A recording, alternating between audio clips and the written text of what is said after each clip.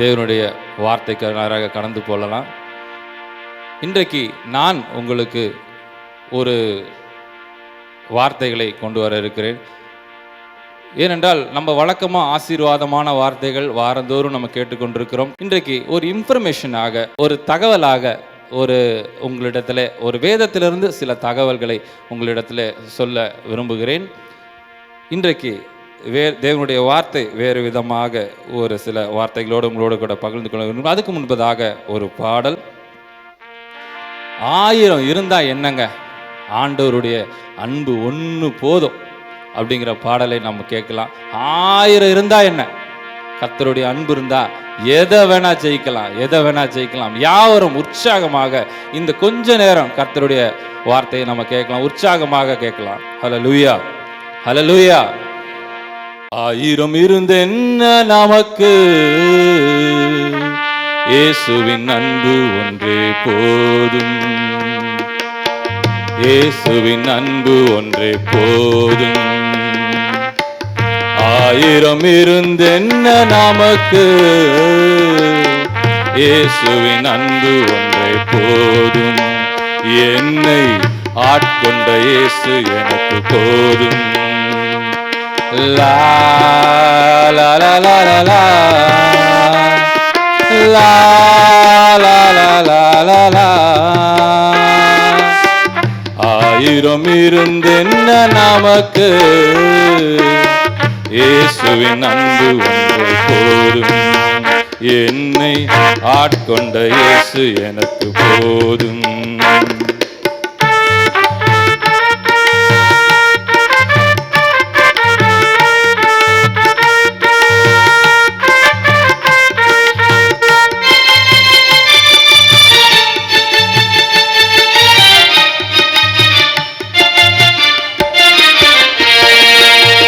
அன்பிற்கு ஆழமில்லை, அன்பிற்கு அகலமில்லை. அன்பிற்கு ஆழமில்லை, அன்பிற்கு அகலமில்லை. இயேசுவின் அன்பிற்கு இணை ஏதில்லை. இயேசுவின் அன்பிற்கு இணை ஏதில்லை. இயேசுவின் அன்பிற்கு இணை ஏதில்லை. லா லா லா லா லா லா லா லா லா லா லா. 1000 இருந்தென்ன நமக்கு, இயேசுவின் அன்பு ஒன்றே போதும். என்னை ஆட்கொண்ட இயேசு எனக்கு போதும்.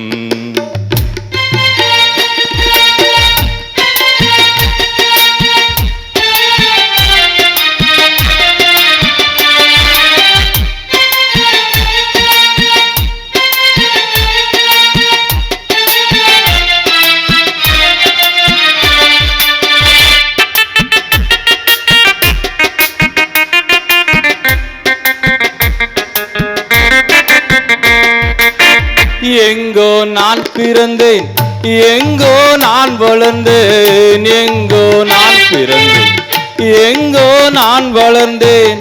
வழி தப்பி திரிந்தேன் ஐயா, வழி தப்பி திரிந்தேன் ஐயா, வழி தப்பி திரிந்தேன் ஐயா.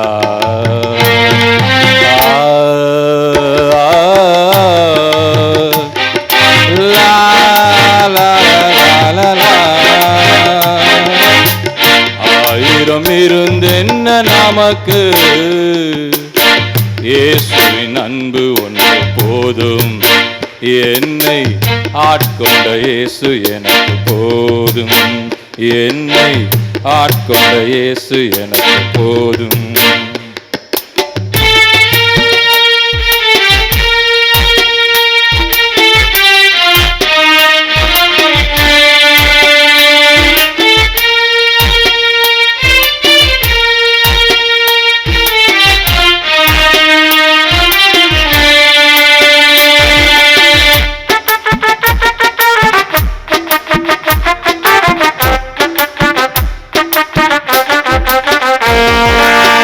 மலைகள் விலகினாலும் பர்வதங்கள் அதிர்ந்தாலும், மலைகள் விலகினாலும் பர்வதங்கள் பெயர்ந்தாலும், மாறாதையா, கிருபை மாறாதையா, கிருபை மாறாதையா. லா லா லா லா லா லா லா லா லா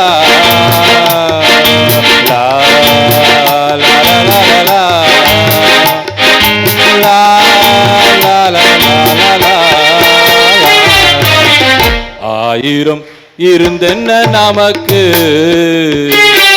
இயேசுவின் அன்பு ஒன்றே போதும்.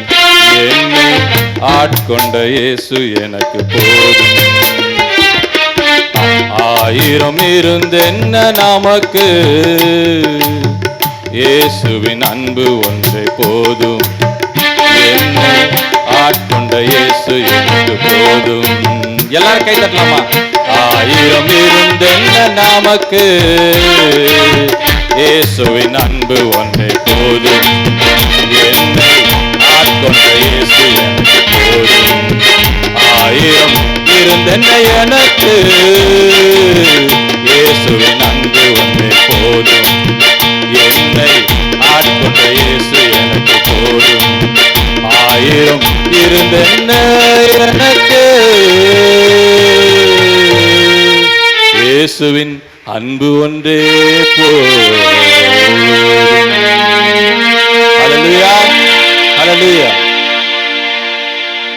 கர்த்தர் நல்லவர். ஹல்லேலூயா.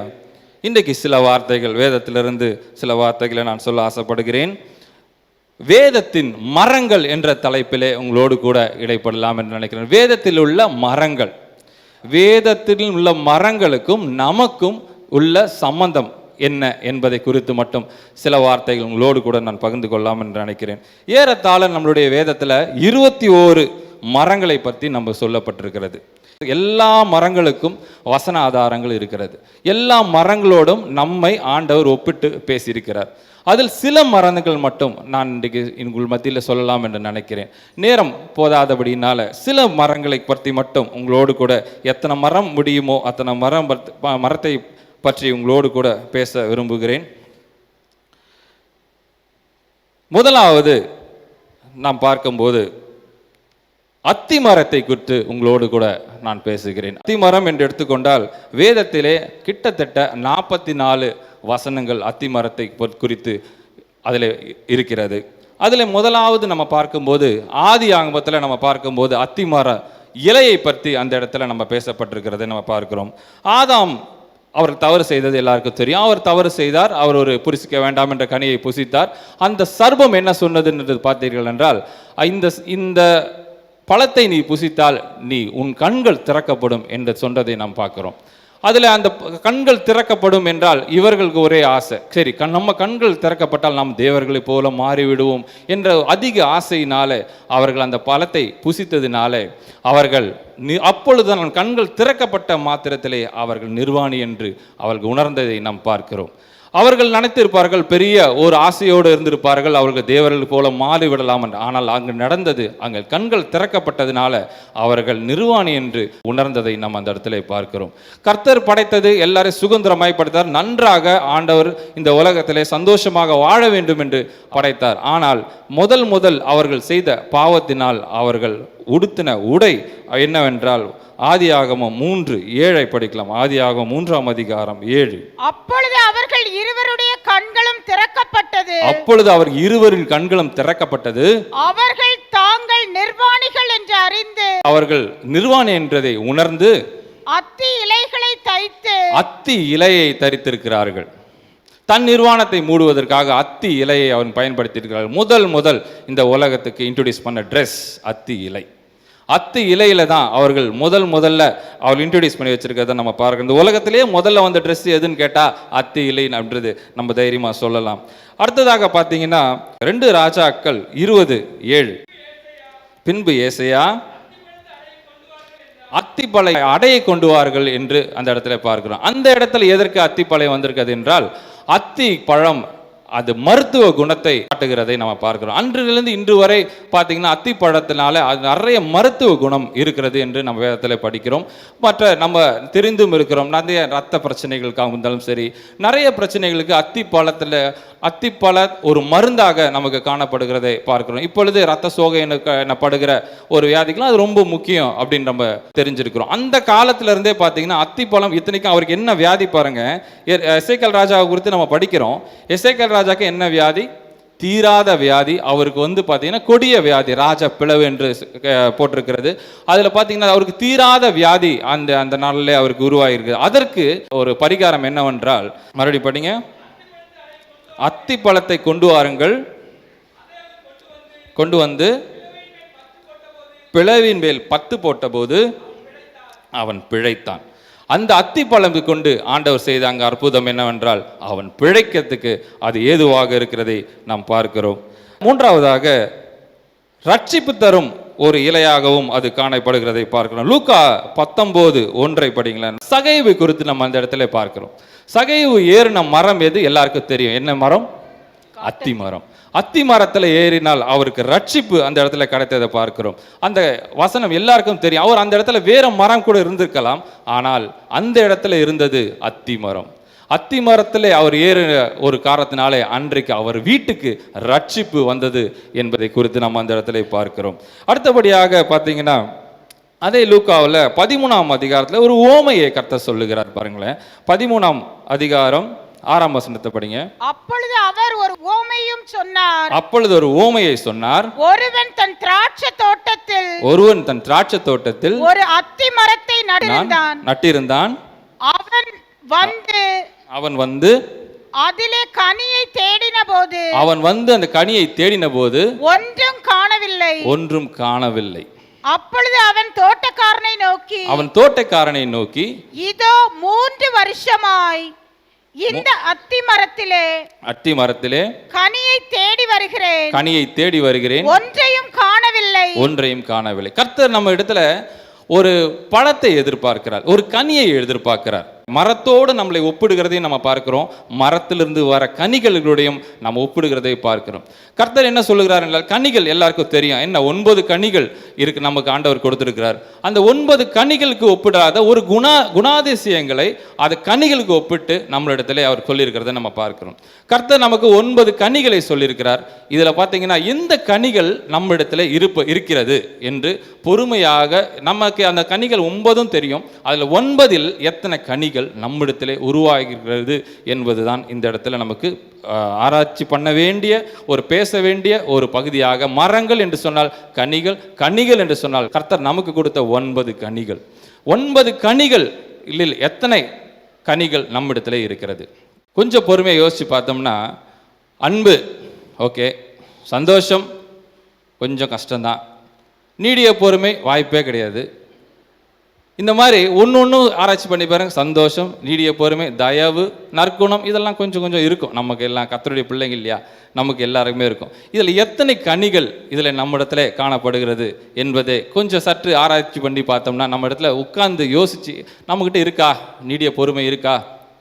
அப்படி 4 வாட்டி கேட்டாலும் இருக்குன்னு சொல்கிறேன்ல, அப்புறம் என்ன அப்படின்றவோம், அதுலேயே கோவப்படுவோம். நம்ம நீடிய பொறுமைங்கிறதுக்கு வாய்ப்பே கிடையாது, நம்ம யாருக்கும் வாய்ப்பே கிடையாது. அது மாதிரி கனிகள் அப்படின்னு சொல்லும்போது நம்ம இடத்துல எத்தனை கனிகள் இருக்கிறது என்று நம்ம ஆராய்ச்சி பண்ணி பார்க்க வேண்டியது மிக அவசியமாக இருக்கிறது. கர்த்தர் கேட்குறார், கனி உன்னிடத்துல இருக்குதா? இல்லைன்னா கர்த்தர் என்ன சொல்றாரு பாருங்க, அதை வெட்டி போட சொல்றாரு. அந்த ஓமை நமக்கு என்ன கற்றுக் கொடுக்கிறது? கனிகள் இல்லாத நேரத்தில் இல்லை, முதல்ல இருந்து படிங்க. அப்பொழுது அவர் ஒரு ஓமையை சொன்னார். ஒருவன் தன் திராட்சை தோட்டத்தில் ஒரு அத்தி மரத்தை நட்டிருந்தான். அதுலயே நம்ம ஒரு அண்டர்லைன் பண்ணோம். திராட்சை தோட்டத்தில் ஒரு அத்தி மரம் நட்டிருந்தான். அதுலயே நம்ம ஒரு அண்டர்லைன் பண்ணிக்கலாம். அது திராட்சை தோட்டத்துல ஒரு அத்தி மரம் அந்த இடத்துல வைக்கப்பட்டிருக்கிறது. படிங்க. அவன் அதிலே கனியை தேடின போது ஒன்றும் காணப்படவில்லை. அப்பொழுது அவன் தோட்டக்காரனை நோக்கி இதோ 3 வருஷமாய் இந்த அத்தி மரத்திலே கனியை தேடி வருகிறேன், ஒன்றையும் காணவில்லை. இதை வெட்டி போடுங்க என்று அந்த தோட்டக்காரன் சொல்றதை பார்க்கிறோம். அது நம்மளோட வாழ்க்கையில ஒப்பிட்டு பார்த்தோம்னா அடுத்தது படிங்க, இந்த 9 கனிகள் நம்ம இடத்துல அவர் தேடி வரும்போது நம்ம கிட்ட கனிகள் இல்லை, ஆனால் அவர் கொடுக்கிற அவகாசம் பாருங்க. அடுத்தது படிங்க. அதற்கு அவன் ஐயா இது இந்த வருஷமும் இருக்கட்டும், இந்த வருஷமும் இருக்கட்டும், இன்னும் இருக்கட்டும், இன்னும் கொஞ்ச நாள் இருக்கட்டும், கனி வரும் அப்படின்னு கர்த்தர் அந்த நமக்கு உணர்த்துறத பார்க்கிறோம். கனி வரணும் அப்படின்னு கர்த்தர் விரும்புகிறார். 9 கனிகளை நமக்கு எத்தனை கனிகள் ஆண்டவர் வரணும் அப்படின்னு விரும்புகிறார். கர்த்தருடைய ராஜ்யத்துக்கு நம்ம ஆயத்தப்பட வேண்டும் என்றால் இந்த 9 கனிகளில் எத்தனை கனிகள் நம்மிடத்திலே காணப்படுகிறது என்பது மிக மிக மிக அவசியமாயிருக்கிறது. படிங்க. ஐயா இந்த வருஷமும் இருக்கட்டும், இந்த வருஷமும் இருக்கட்டும், நான் இதை சுற்றிலும் கொத்தி எரு போடுகிறேன், கனி கொடுத்தால் சரி, கொடாவிட்டால் இனிமேல் இதை நான் வெட்டி போட்டுடலாம். கனி ஒரு வருஷம் வெயிட் பண்ணலாம், இன்னும் ஒரு வருஷம் வெயிட் பண்ணலாம், இன்னும் ஒரு வருஷம் வெயிட் பண்ணி பார்க்கலாம். இன்னமும் அது கனி கொடுக்கல அப்படின்னா அது நரகத்துக்கு போகக்கூடிய ஒரு சூழ்நிலை நம்மளுடைய வாழ்க்கையில நம்ம காணப்படும். அதற்குள்ளதாக நம்ம கர்த்தருக்கு ஆயத்தமாக அந்த 9 கனிகளில் எத்தனை கனிகள் நம்மிடத்தில் இருக்கிறது என்பதை குறித்து நம்ம பார்க்கிறோம். அடுத்தபடியாக இன்னொரு சம்பவத்தை நம்ம பார்க்கிறோம். மார்க்கு சுவிசேஷத்தில் பாருங்க, மார்க் 11:12 படிங்க. மார்க் 11:12.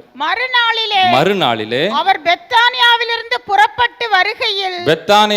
புறப்பட்டு வருகையில் அவருக்கு பசி உண்டாயிற்று. அப்பொழுது இலைகளுள்ள ஒரு அத்தி மரத்தை தூரத்திலே கண்டு, ஆண்டவருக்கு பசி உண்டாயிருச்சு. தூரத்துல பாக்குறாரு, அவர் வராரு, பெத்தானியாவுக்கு வராரு, பெத்தானியாவில இருந்து வராரு, அவருக்கு பசி உண்டாயிற்று. தூரத்துல இருந்து பாக்குறாரு, ஒரு அத்தி மரம் நல்ல பச்சை பசேல்னு இருக்குது அந்த இடத்துல. அதுல கனி உண்டாகும்படி கர்த்தர் ஆசையா கிட்ட போறாங்க. அந்த கிட்ட போய் பாக்குறாங்க. படிங்க.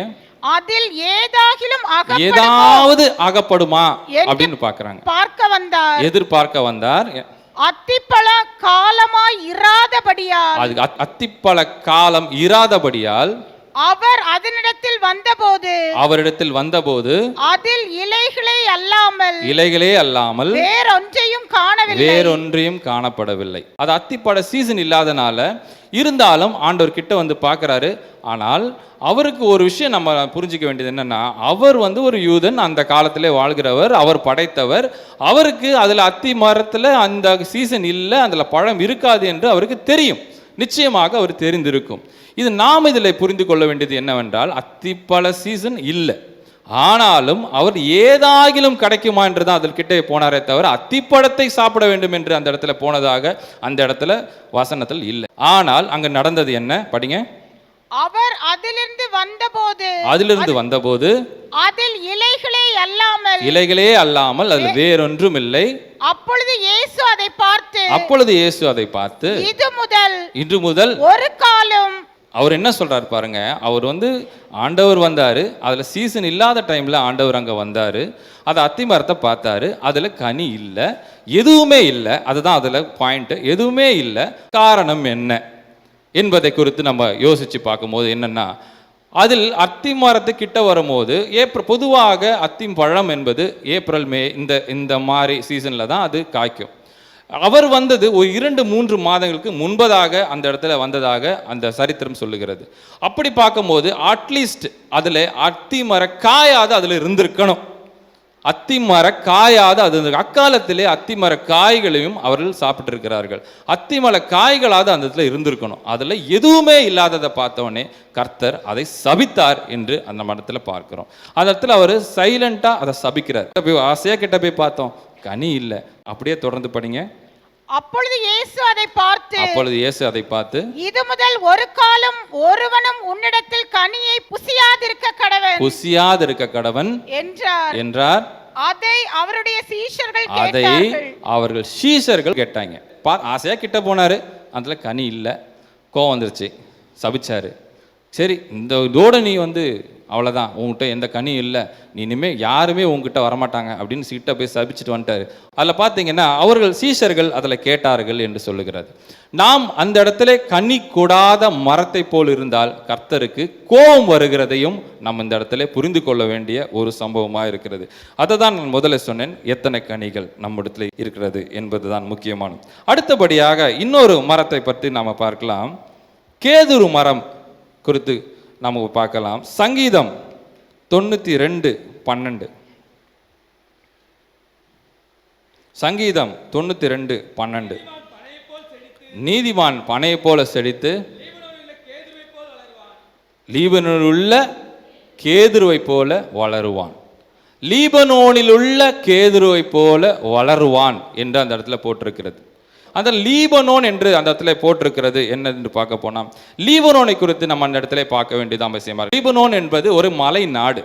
அந்த நாட்டில் பார்த்தீங்கன்னா அந்த மலை பிரதேசத்தில் வெள்ளை வெள்ளை நிறத்தில் அந்த இடத்துல பனி பெய்யக்கூடிய அந்த பிரதேசம் தான் அது லீபனோன் என்கிற லெபனான், இங்கிலீஷில் லெபனான்னு சொல்கிறோம். இந்த லெபனானில் அந்த இடத்துல பார்த்தீங்கன்னா பனி பிரதேசம். அந்த இடத்துல பொதுவாக இந்த மரத்தினுடைய குணாதிசயங்கள் பார்த்தோம்னா, தாந்தரை இருக்கிற பாலைவனம் இந்த இடத்துல பார்த்தீங்கன்னா மரம் வளர்றது ரொம்ப கம்மியாக இருக்கும்.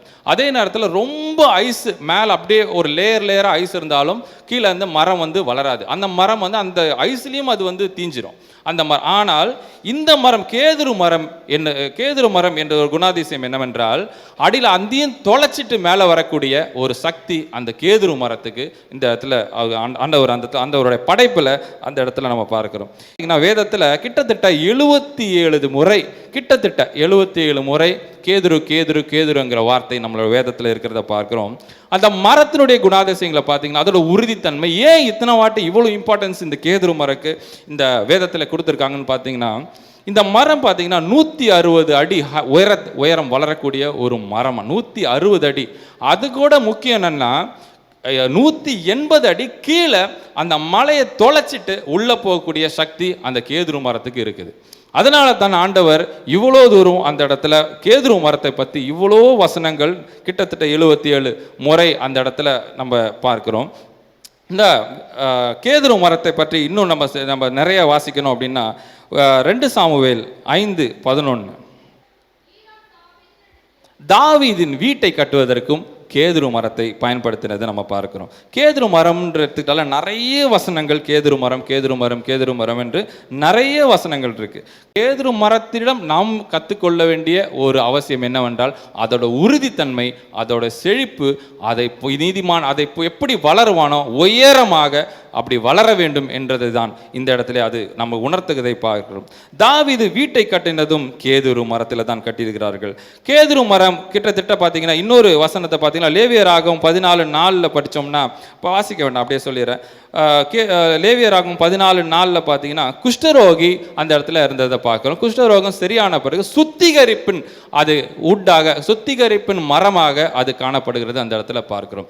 ஆசாரியன் அந்த இடத்துல போய் இவர்கள் அவன் பாளையத்தை விட்டு தள்ளி அங்கே போய் அவர்கள் அதை ஆராய்ச்சி அவங்க டெஸ்ட் பண்ணுறாங்க. அவங்க இந்த குஷ்டரோகம் அவனுக்கு சரியான பின்னு சரியாயிடுச்சான்னு பார்த்து அவர்கள் இந்த கேதுரு மரத்தினால சுத்திகரிப்பு செய்து அவர்கள் அந்த இடத்துல அடைத்து வரதை நம்ம பார்க்கிறோம். ஆசாரியன் அதை செய்கிறதை நம்ம பார்க்கிறோம். சுத்திகரிப்பின் மரமாக இந்த கேதுரு மரம் காணப்படுகிறதை நாம் பார்க்கிறோம். இன்னொரு மரத்தை குறித்து யாத்திரையாகவும் 15:25 பார்த்தோம்னா, மோசே கர்த்தரை நோக்கி கூப்பிட்டார். அப்பொழுது கர்த்தர் மோசேக்கு ஒரு மரத்தை காண்பித்தார். கர்த்தர் மோசேக்கு ஒரு மரத்தை காண்பித்தார். அதை அவன் தண்ணீரில் போட்ட உடனே அது மதுரமாய் மாறி. இது கசப்பான தண்ணீரை அந்த இடத்துல நம்ம பார்க்கிறோம். கசப்பான தண்ணீரை மதுரமாக்கும் மரம். மரத்துக்கு ஏன் இவ்வளவு இம்பார்ட்டன்ஸ் கொடுத்துருக்கிறார் இந்த பைபிள்ல அப்படிங்கிறது பார்க்கிறேன். வேற எதை வேணா அந்த இடத்துல ஆண்டவர் சொல்லியிருக்கலாம், ஆனால் மரத்தை போடு அது மதுரமாக மாறும் என்று அந்த இடத்துல வேதத்தில் நம்ம படிக்கிறோம். இன்னொரு மரத்தை குறித்து பார்க்கும்போது ஆதியாகமம் 6:14 படிங்க. ஆதியாகமம் 6:14. நீ கொப்பேர் மரத்தால் உனக்கு ஒரு பேழையை உண்டாக்கி அந்த பேழையை அறைகளை உண்டு பண்ணி அதை உள்ளும் புறமுமாக கீழ்பூசு. இது எதற்காக சொன்னார்? நோவாவிடம் அவர் சொல்லுகிறார், உள்ளம் புறமாக கீழ்பூசு. அந்த கொப்பேர் மரத்தில் ஆண்டவர் அந்த இடத்துல பார்த்தீங்கன்னா உலகத்தில் பாவம் பெருகினதுனால உலகத்தை கர்த்தர் அழிச்ச பின் அந்த இடத்துல பார்த்தீங்கன்னா அவர் ஒரு பேழையை உண்டு பண்ண சொல்றாரு. அதில் கொப்பேர் மரத்திலே உருவாக்க சொல்லுகிறார். அவர் மரத்தையும் சொல்லுகிறார், இந்த மரத்தில் நீ உருவாக்கு அப்படின்னு சொல்றார். ஏனென்றால் அந்த கொப்பேர் மரம் குறித்து அவர் பார்க்கும்போது அவ்வளோ உறுதித்தன்மை. கிட்டத்தட்ட நம்ம இதில் பார்க்க போனால் அது தேக்கு மரம் என்று சொல்லுகிறோம். அக்காலத்தில் கொப்பேர் மரத்தினால ஒரு பேழையை செய்ய சொன்னார். ஆண்டவரே ஒரு இன்ஸ்ட்ரக்ஷன் கொடுக்குறார், இந்த மரத்தில் செய். ஒருவேளை நோவா வந்து ஒரு சீப்பாக இருக்குன்னு சொல்லிட்டு நம்ம ஊர் ஜாதிகா பலகைகள் எல்லாம் அந்த கப்பல் செஞ்சிருந்தாருன்னா அன்னைக்கே உலகத்தில் ஒருத்தன் கூட இருந்திருக்க மாட்டான். திரும்பவும் கர்த்தர் மண் எடுத்து உருவாக்க வேண்டிய சூழ்நிலை இருந்திருக்கும். ஏனென்றால் அந்த இடத்துல நோவாவை மட்டும்தான், உலகத்தில் பாவம் பெருகிற்று என்று அவர் நோவாவின் குடும்பத்தையும் அந்த ஜீவராசிகளையும் எல்லாத்தையும் அதுக்கு உள்ளே வச்சு ஜோடு ஜோடாக அதை உள்ளே வச்சு எல்லாத்தையும் அதை பூட்டி அதை மழை 40 நாள் மழை பெய்யும்படி ஆண்டவர் அந்த இடத்துல செய்ததை நம்ம பார்க்கிறோம். ஏன்னா ஒருவேளை அவர் அந்த கப்பல் மட்டும் இல்லை அப்படின்னா மறுபடியும் முதல்ல இருந்து ஆண்டவர் அத்தனையும் ஜீவ விருட்சத்திலிருந்து அத்தனையும் அவர் வந்து மனிதர்கள்லேருந்து திரும்பவும் அத்தனை உருவாக்க வேண்டிய ஒரு கட்டாயத்தில் ஆண்டவர் தள்ளப்பட்டிருப்பார். இதில் நம்ம பெரிய யோசனையை நம்ம பார்க்கணும். இதில் இன்னொரு அதை குறித்து அப்படியே பார்க்கும்போது இன்னொரு மரத்தையும் சேர்த்து நம்ம பார்க்க வேண்டிய ஒரு சூழ்நிலை இருக்கு. அதிலே நோவாவின் கதையிலே அப்படியே பார்க்கும்போது ஒலிவ மரத்தை பற்றியும் நாம் கண்டிப்பாக சிந்திக்க வேண்டியது அவசியமாக இருக்கிறது. ஏன்னா ஒலிவ மரம் என்பது பார்த்தீங்கன்னா இந்த வேதத்தில் கிட்டத்தட்ட 200 முறை இருக்கிறது. ஏன்னா அவ்வளோ இம்பார்ட்டன்ஸ் இந்த ஒலிவ மலைக்கு, ஒலிவ மரம் என்ற வார்த்தைக்கு அவ்வளோ இம்பார்ட்டன்ஸ் கர்த்தர் கொடுத்துருக்கிறத நம்ம பார்க்கிறோம். ஏன் அவ்வளோ இம்பார்ட்டன்ஸ் அப்படின்னா லூக்கா 22:39 படிங்க. பின்பு அவர் புறப்பட்டு வழக்கத்தின்படியே ஒலிவ மலைக்கு போனார். வழக்கத்தின்படியே ஒலிவ மலைக்கு போனார். வழக்கத்தின்படியே அவர் ஒலிவ மலைக்கு போனார். இதில் நம்ம யோசிக்க போனோம்னா ஏன் அவர் வழக்கத்தின்படி அவர் ஒலிவ மலைக்கு அவர் போனார்? அப்போ ஒலிவ மலையை பற்றி நம்ம பார்க்கணும், அந்த இடத்துல உள்ள மரங்களை பற்றி நம்ம பார்க்கணும். ஒலிவ மலை என்றால் ஒலிவ மரங்களால் நிறையப்பட்ட ஒரு மலை, ஒலிவ மலை. அந்த இடத்துல ஏன் அவர் வழக்கத்தின்படி போனார் அப்படிங்கிறத ஒருவேளை இது இருக்கலாம். ஏனென்றால் அந்த ஒலிவ மலைக்கு உள்ள ஒலிவ மரத்துக்குரிய குணாதிசயம் என்று பார்த்தோம்னா அது கிட்டத்தட்ட 40 அடி உயரத்தில் வளரக்கூடிய ஒரு மரமாக இருந்தாலும் அது ரொம்ப ஏன்ஷியன்ட், அதாவது ரொம்ப பழங்காலத்தில் உள்ள ஒரு மரங்களாக அந்த வேதத்தில் நம்ம ஒரு சரித்திரமும் சொல்லுகிறது.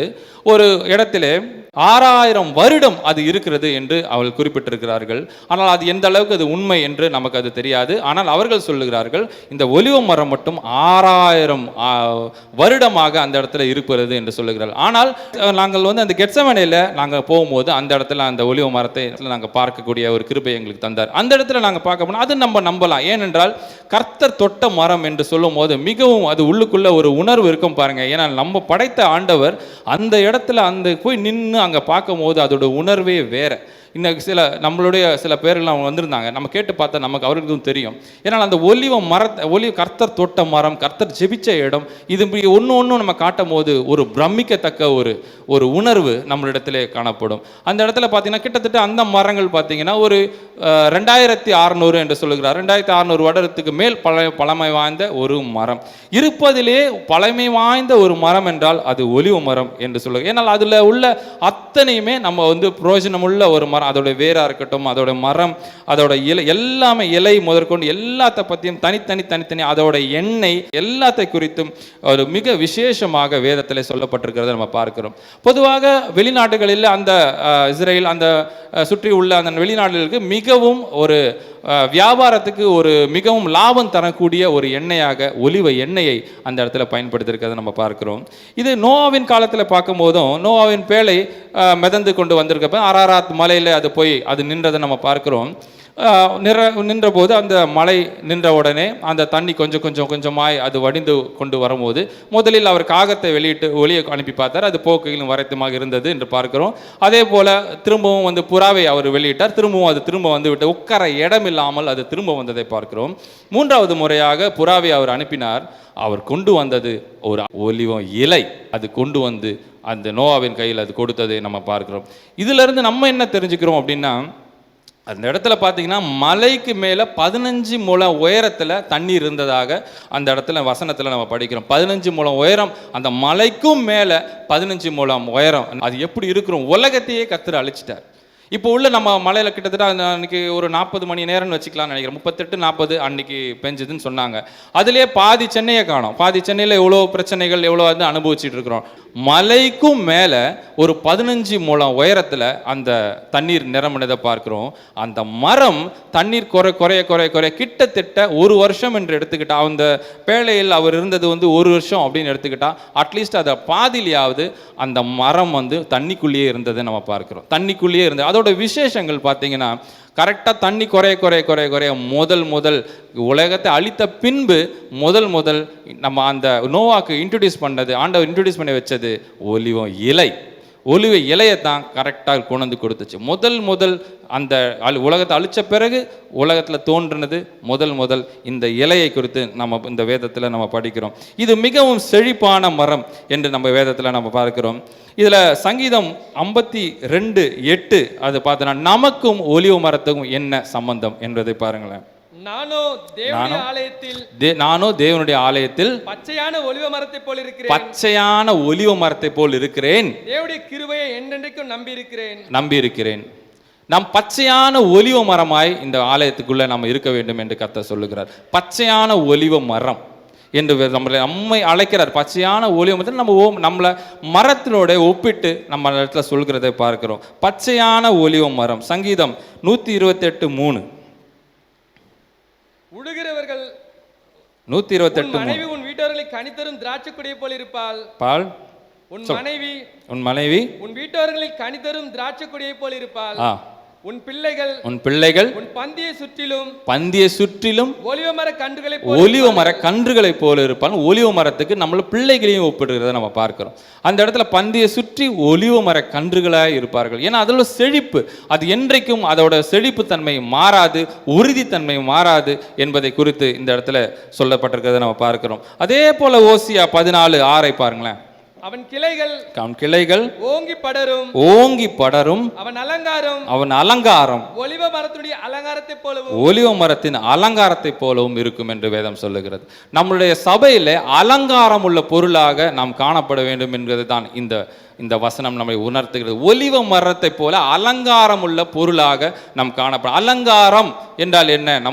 நம்மளுடைய ஈர்ப்பு தன்மை, அந்த ஒரு பொருள் இருக்கும் போது அதை நம்ம பார்க்க அலங்காரமாக மற்றவங்களுக்கு அது ஷைன் பண்றதாக எடுத்துக்கலாம். ஒரு ஷைன் பண்ற பொருளாக நம் சபையில் இருக்க வேண்டும் என்று வேதம் சொல்லுகிறது. அதே போல லீபனோனில் ஒரு பச்சையான ஒலிவ மரம் போல இருக்க வேண்டும் என்று சொல்லுகிறது. பச்சையான ஒலிவ மரம் நம்ம பிள்ளைகளை குறித்து சொல்லும் போது பந்தியை சுற்றிலும் ஒலிவ மர கன்றுகள் நாம் ஆலயத்திலே ஒரு அலங்கார பொருளாக நாம் காணப்பட வேண்டும் என்று சொல்லுகிறது. அதோட எண்ணெயை பற்றி சொல்ல வேண்டும் என்றால் அதில் ஒரு விஷயத்தையும் பார்த்தீங்கன்னா அது எண்ணெய் மிக மிக மிக விசேஷத்திலாக அது காணப்படுகிறத பார்க்கிறோம். எண்ணெய் என்று சொல்லும் போது பார்த்தீங்கன்னா நமக்கு அது அன்றாட யூஸ் பண்ணுறக்கூடிய எண்ணெய். அவங்க வெளிநாட்டில் ஃபுல்லாகவே பார்த்தீங்கன்னா அந்த ஒலிவ எண்ணெய்களை தான் அவங்க யூஸ் பண்ணுறாங்க. நமக்கு அது அது உகந்ததாக இல்லை, அது லிட்டில் பிட் காஸ்ட்லியாகவும் இருக்கிறதுனாலையும் சரி. ஆனால் நிறைய மருத்துவ குணம் அதில் இருக்கிறது என்று சொல்லுகிறார்கள். இருதய நோய் இது எல்லா நோய்களுக்கும் அது மிகவும் நல்லது என்று அவர்கள் சொல்லுகிறார்கள்.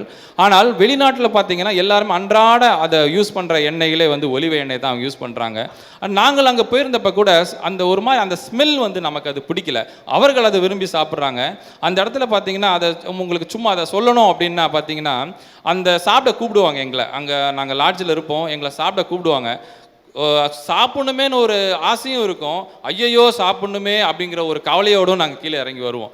ஏன்னா அந்த உள்ள என்ட்ராகும் போது அது போனவங்களுக்கு தெரியும், உள்ள என்ட்ராகும் போதே ஒரு ஸ்மெல் அடிக்கும் பாருங்க. அந்த ஒலிவ எண்ணெய் ஸ்மெல்லு பயங்கர ஸ்மெல்லாக இருக்கும். உள்ளே போனால் ஒரு 50-100 ஐட்டம் வச்சுருப்பாங்க. எதை வேணால் எடுத்துக்கலாம்.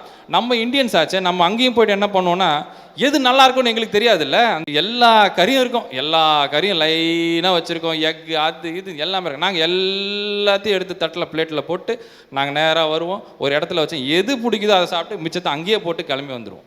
இதுதான் வழக்கமாக பண்ணுவோம். அது போனவங்களுக்கு அது தெரியும்னு நினைக்கிறேன். இதைத்தான் நாங்கள் வழக்கமாக பண்ணுவோம். ஆனாலும் எங்களுக்கு அது அந்த ஸ்மெல் ரொம்ப கஷ்டமாக இருக்கும். அது உள்ளே என்ட்ராகும் போதே அந்த ஸ்மெல்லு ஐயோயோன்னு இருக்கும். ஆனாலும் உள்ளே போய் தான் ஆகணும், சாப்பிட்டு தான் ஆகணும். அங்கே நம்ம அந்த ஸ்ட்ரென்த்துக்கு அந்த இடத்துல நட நிறைய நடக்க வேண்டியிருக்கும். நம்ம அதில் உண்மையில் இப்போ நான் அது உங்களுக்கு சொல்ல போனனாலும் அது ஏற்கனவே நம்ம அறிவித்தது அதெல்லாம் இருக்குது. ஆனால் அந்த இடத்துல போக வேண்டும் என்று நம்ம ஆசை நம் மனதில் இருப்பது நிச்சயமாக நம்ம அது ஏற்றுக்கொள்ளப்பட வேண்டியது தான். ஆனால் பெரிய எக்ஸ்பென்ஸாக இருந்தாலும் ஒரு கிட்டத்தட்ட அது இப்போதைக்கு பணம் கிட்டத்தட்ட 1.5 லட்சம்லாம் போயிடுச்சு.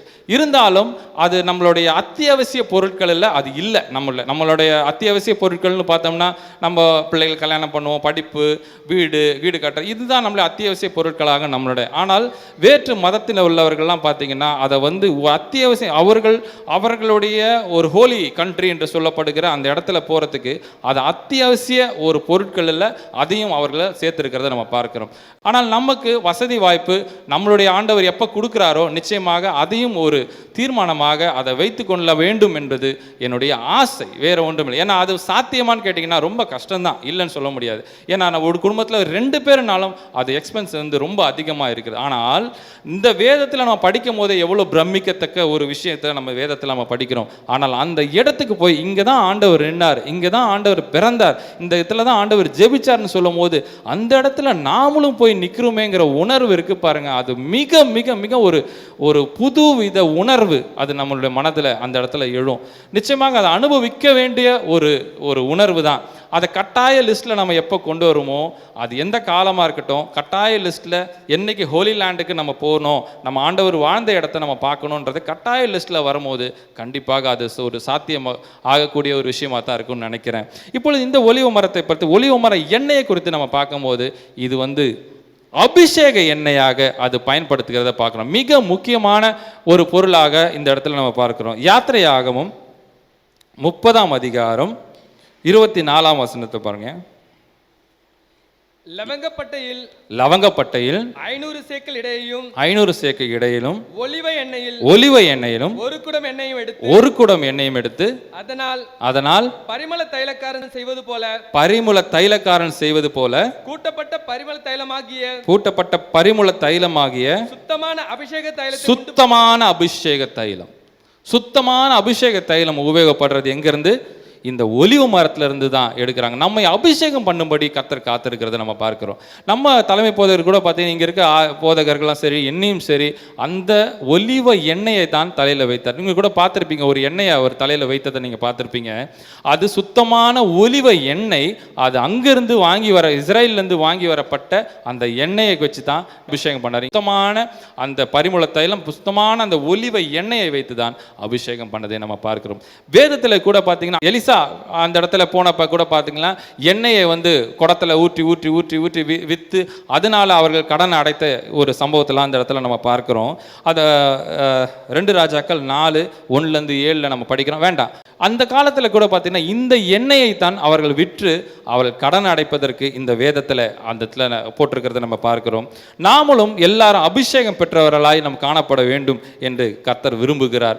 கர்த்தர் சொல்லுகிறார், நம்ம எத்தனை பேர் என்றாலும் சரி, அபிஷேகம் போதகர்களுக்கு மட்டுமல்ல, நாம் அத்தனை பேரையும் ஒரு நாள் வரும் ராஜாக்களுமாக ஆசாரியருமாக நாம் அத்தனை பேரும் அபிஷேகம் பண்ணும்படி கர்த்தர் காத்திருக்கிறத நம்ம பார்க்கிறோம். இப்பொழுது நம்ம கொஞ்ச நேரத்தில் நம்ம ஜெபம் பண்ண போகிறோம், இந்த வார்த்தைகளை நிறுத்த போகிறேன். ஆனால் நாம் சிந்திக்க வேண்டியது மரத்துக்கும் நமக்கும் இடையே என்ன இருக்கிறது என்பது தான் நாம் சிந்திக்க வேண்டிய அவசியமாக இருக்கிறது. மரத்தோடு நம்மளை ஒப்பிட்டு நம்ம பார்த்து கொண்டிருக்கிற பார்க்க. இன்னும் ஒரே ஒரு வசனம் கூட படிச்சிருங்க. சங்கீதம் 1:3 படிங்க. அவன் நீர்க்காலின் ஓரமாக நடப்பட்டு தற்காலத்தில் தன் கனியை தந்து இலையுதிராத மரத்தை போல் இருக்கிறாமா. நம்ம மரத்தோடு அவர் ஒப்பிட்டு பேசுகிறத இந்த வேதத்தில் நிறைய இடத்துல பார்க்குறோம். மரத்தோடு நம்மளை ஒப்பிட்டு பேசுகிறத பார்க்குறோம். மரத்தோட குணாதிசயங்களை பார்க்குறோம்.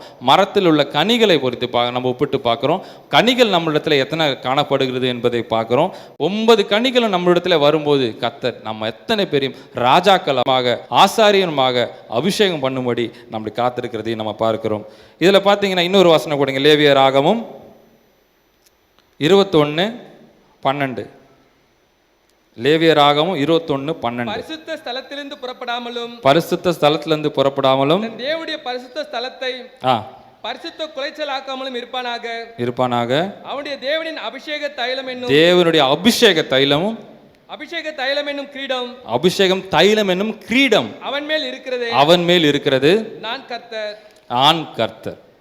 கர்த்தர் சொல்லுகிறார், நான் கர்த்தர்.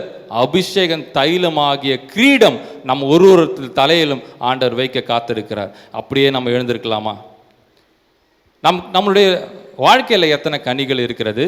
மரங்களோட ஒப்பிட்டு பார்க்கும்போது நம்மிடத்தில் நமக்கு மரங்கள்கிட்ட நம்ம என்ன கற்றுக்கிறோம்? வேதத்தில் எத்தனை மரங்கள் எத்தனை நன்மைகள் நமக்கு கொடுக்கிறது? நாம் எப்போ அபிஷேகம் பண்ணப்படுகிறோம்? ஒலிவ எண்ணெயினால் நாம் எப்போ அபிஷேகம் பண்ணப்படுகிறோம்?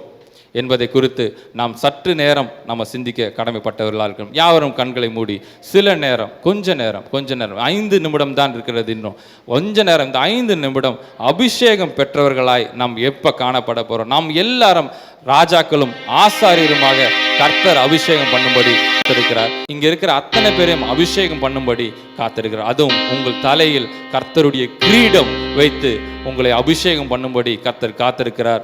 நாம் யாவரும் கண்களை மூடி கொஞ்ச நேரம் கேட்கலாமா? எதை கொண்டு எங்களை அபிஷேகம் பண்ண போகிறீர்? கர்த்தருடைய அந்த ஒலிவ எண்ணெயை, ஒரு பரிமள தைலத்தை, சுத்தமான ஒலிவ எண்ணெயை கொண்டு எப்பொழுது எங்கள் நெத்தியில் தேவன் அபிஷேகம் பண்ண போகிறீர், எங்கள் தலையில் எப்போ அபிஷேகம் பண்ண போகிறீர் என்று கேட்கலாமா? அபிஷேக ஒலிவ மரம் உம்மாலயத்தில் நடப்பட்டவன், உம் சமூகத்தில் வாழ்கின்றவன், உம்மையே நம்புகிறே. அபிஷேக ஒலிவ மரம் உம் ஆலயத்தில் நடப்பட்டவன், உம் சமூகத்தில் வாழ்கின்றவன், உம்மையே நம்பிடுவே. எல்லாரும் கேட்கலாமே, எல்லாரும் வாய்களை திறந்து கேட்கலாமே. கர்த்தாவே, எப்போ என்ன அபிஷேகம் பண்ண போகிறீங்க? எப்போ என்ன அபிஷேகம் பண்ண போறீங்க? கொஞ்சம் தயவு செய்து மற்ற சிந்தனைகளுக்கு இடம் கொடுக்காம ஒரு நிமிஷம் கேட்கலாமே, ஒரு 5 நிமிஷம் கர்த்தரிடத்துல கேட்கலாமே. எப்போ என்ன அபிஷேகம் பண்ண போறீங்க? நான் அபிஷேக ஒலிவ மரம் உம்மாலயத்தில் நடப்பட்டவன், உன் சமூகத்தில் வாழ்கின்றவன், உம்மையே நம்பிடுவே. உம் வசனம்தான் பசியாற்றும் உணவு, உம் பிரசனம்தான் தாகம் தீர்க்கும் தண்ணீர். உம் வசனம்தான் தாகம் பசியாற்றும் உணவு, உம் பிரசனம்தான் தாகம் தீர்க்கும் தண்ணீர். நீரே என் வெளிச்சமும் மீட்புமாயும், நீரே என் ஜீவனின் பலனாயும், நீரே என் வெளிச்சமும் மீட்புமாயும், நீரே என் ஜீவனின் பலனாயும். எல்லாரும் கேட்கலாமே, எல்லாரும் தயவு செய்து கேட்கலாமே. நம் மாதத்தின் கடைசி நாள்ல வந்துட்டு கொண்டிருக்கிறோம். இந்த பண்டிகை நாள்ல வந்துட்டு இருக்கிறோம். இன்னும் சில வாரங்களில் இந்த வருடம் முடிவடை போகிறது. எப்போ அபிஷேகம் பண்ண போறீங்கப்பா? என்ன எப்போ அபிஷேகம் பண்ண போறீங்கப்பா? நீங்க சொன்னீங்களே, ராஜாக்களும் ஆசாரியெல்லாம் என்ன அபிஷேகம் பண்ணுவேன்னு சொல்லியிருக்கீங்களே, தலையில அபிஷேக கிரீடத்தை வைப்பேன்னு சொல்லியிருக்கீங்களே, எப்போ பண்ண போறீங்க? ஒலிவ எண்ணெயினால பண்ண போறீங்களா? இல்ல உம்முடைய கரத்தினால உங்களுக்கு என்ன தலையை தொட போறீங்களா? என்ன அபிஷேகம் பண்ண போறீங்களா? நீர் நேரடியாக இந்த அபிஷேகத்தை எங்களுக்கு தர போறீரா? கேட்கலாமே, பாரத்தோடு கேட்கலாமே, பாரத்தோடு கேட்கலாமே. நம்ம எண்ணங்களை மாற்றி கர்த்தரிடத்துல நம்ம எண்ணத்தை ஒப்படைக்கலாம். என்னை காப்பாற்றும் காவலர் நீரே, அயராது நீர் பாய்ச்சுவீரே. என்னை காப்பாற்றும் காவலர் நீரே, என்னை அயராது நீர் பாய்ச்சுவீரே. கர்த்தர் சொல்றத பாருங்களேன், கர்த்தர் சொல்றத பாருங்களேன். அயராது காப்பாற்றார் நம்மள கர்த்தர். என்னை காப்பாற்றும் காவலர் நீரே, என்னை அயராத நீர் பாய்ச்சி ஒரு நிமிஷத்திலும் நமக்கு என்ன தேவையோ, எனக்கு என்ன தேவையோ அதை ஒரு நிமிஷம் அதன் காலத்துல நேர்த்தியாய் செய்கிற கர்த்தர் இந்த வேளையில நம்ம காத்திருக்கிறார், நமக்கு கொடுக்கும்படி காத்திருக்கிறார். காப்பாற்றும் புகழிடம் நீரே, அயராது நீர் பாய்ச்சுவீரே. என் தேவர்கள் யாவையும் சந்திப்பவரே, என்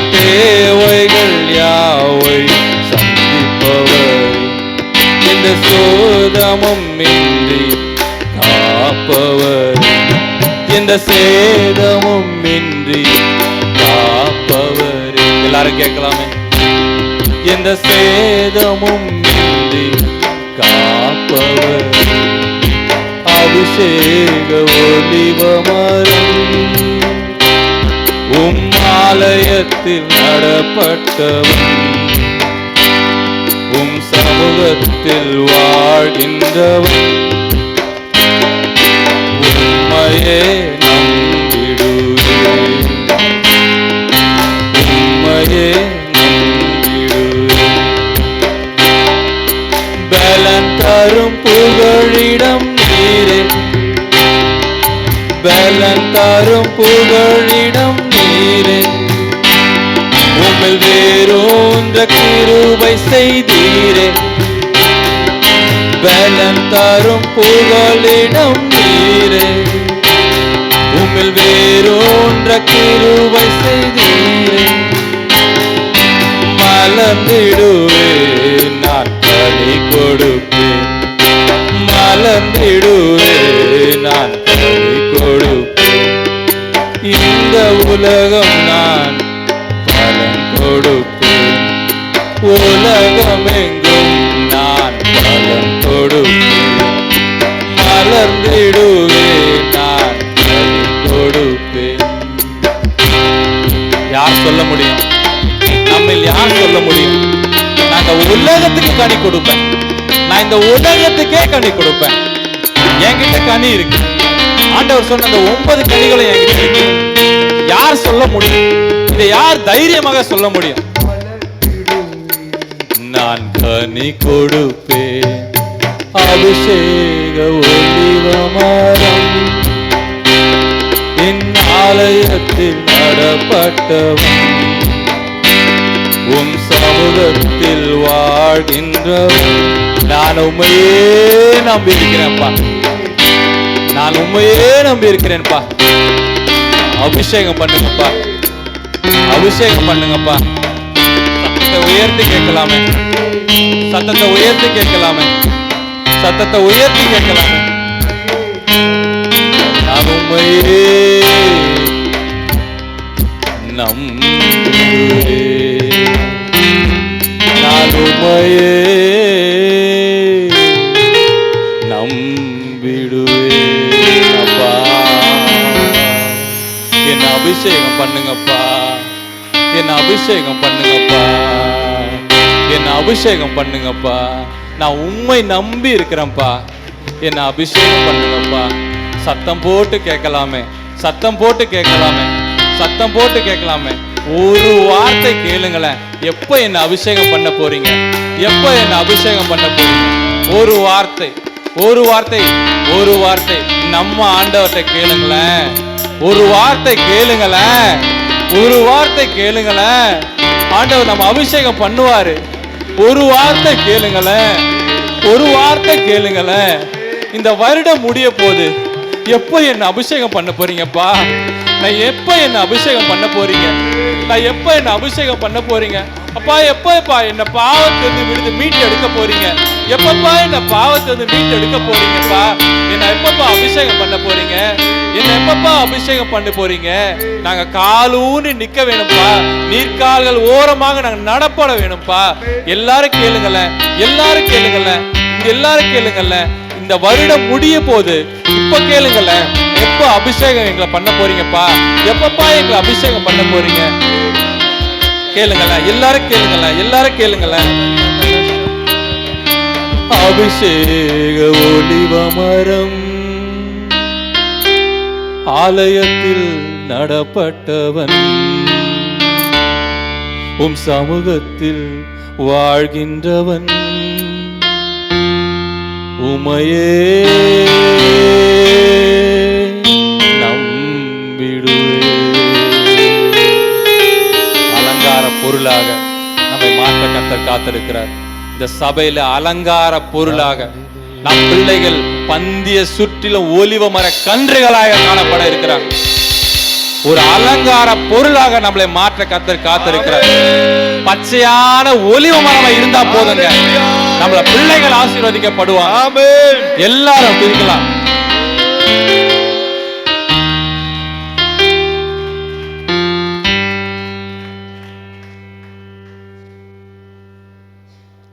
தலைமை போதர் அம்மா அவர்கள் ஜெபிப்பாங்க.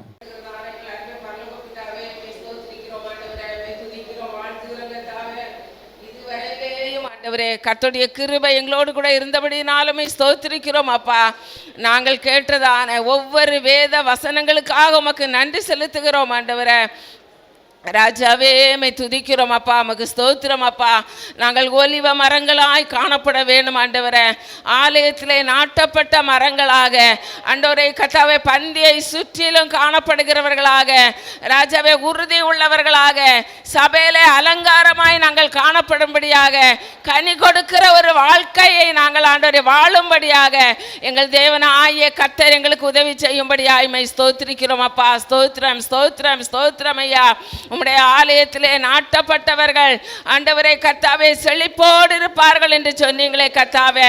அதுபோல நாங்கள் கொழுத்த கன்றுகளாய் காணப்படும்படியாக ஆண்டவரே ஆவி ஆத்தும சரீரம் எல்லாவற்றிலும் ஆண்டவரே உம்முடைய நாமத்தை மகிமைப்படுத்துகிறவர்களாய் காணப்பட கர்த்தர் கிருபை தரும்படியாய் ஜெபிக்கிறோம் ஆண்டவரே. ராஜாவே, உமக்கு ஸ்தோத்திரம் ஐயா. ஸ்தோத்திரம் கர்த்தாவே. அப்பா, நாங்கள் உமக்கு பிரயோஜனம் உள்ளவர்களாய் காணப்பட வேண்டும் ஆண்டவரே. தகப்பனே, மை துதிக்கிறோம், மை ஸ்தோத்திரிக்கிறோம் அப்பா. ராஜாவே, உமக்கு ஸ்தோத்திரம் அப்பா. இதுவரையிலேயும் ஆண்டவரே அப்பா, மகன் மூலம் கேட்ட ஒவ்வொரு வார்த்தைகளுக்காக உமக்கு நன்றி செலுத்துகிறோம் ஆண்டவரே. அப்பா, மை துதிக்கிறோம், மை ஸ்தோத்திரிக்கிறோம் அப்பா. நாங்கள் பச்சையான ஒலிவ மரங்களாக ஆண்டவரே என்னாலும் செழிப்புள்ளவர்களாய் காணப்பட கர்த்தர் எங்களை வழி நடத்தும்படியாய் ஜெபிக்கிறோம் ஆண்டவரே. சத்துருக்களுக்கு மத்தியிலே எங்கள் தலையை எண்ணெயினால் அபிஷேகம் பண்ண போகிறபடினால ஸ்தோத்திரம் ஆண்டவரே. ராஜாவே, மை துதிக்கிறோம் அப்பா. ஸ்தோத்திரம் ஸ்தோத்திரம் ஆண்டவரே. ராஜாவே, மை துதிக்கிறோம் அப்பா. நாங்கள் உலகத்திலே ஆண்டவரே ஒரு பிரித்தெடுக்கப்பட்ட நிலைமையிலே ஆண்டவரே கர்த்தருக்கு சாட்சிகளாக ஆண்டவர் உமக்கு வெளிச்சமாய் காணப்பட கர்த்தர் ஒவ்வொருவரையும் வழி நடத்த உம்முடைய கரத்தில் கொடுக்கிறோம் அப்பா. நீங்க சகல காரியங்களையும் பொறுப்படுத்திக் கொள்ளுங்க. எங்கள் ஆராதனையை கர்த்தர் ஆசீர்வதித்தபடினால ஸ்தோத்திரம் ஆண்டவரே. வந்த ஒவ்வொரு மக்களையும் ஆசீர்வதித்தபடினால ஸ்தோத்திரம் ஆண்டவரே. ஒவ்வொருவருடைய வியாதிகளையும் கர்த்தர் மாற்றினபடினால ஸ்தோத்திரம் ஆண்டவரே. ராஜாவே, மை துதிக்கிறோம் அப்பா. இன்னும் ஆண்டவரே மீதம் இருக்கிற நாட்களிலே கர்த்தாவே உம்முடைய ஆண்டவரே விசேஷித்த கிருபை ஒவ்வொருவரையும் சூழ்ந்து கொள்ளும்படியாய் ஜெபிக்கிறோம். தேவைகளை எல்லாம் சந்திங்க, சமாதானத்தோடு அனுப்பும். இயேசுவின் மூலம் ஜெபங்களும் ஜீவனுள்ள நல்ல பிதாவே, ஆமென். ஆத்துமாவே கர்த்தரை ஸ்தோத்திரி, என் முழுவலுமே பரிசுத்த நாமத்தை ஸ்தோத்திரி. என் ஆத்மாவே கர்த்தரை ஸ்தோத்திரி, கர்த்தர் செய்த சகல உபகாரங்களையும் மறவாதே. ஆமேன். சமாதானத்தின் தேவன் உங்களோடு கூட இருப்பாராக. ஆமேன், ஆமேன்.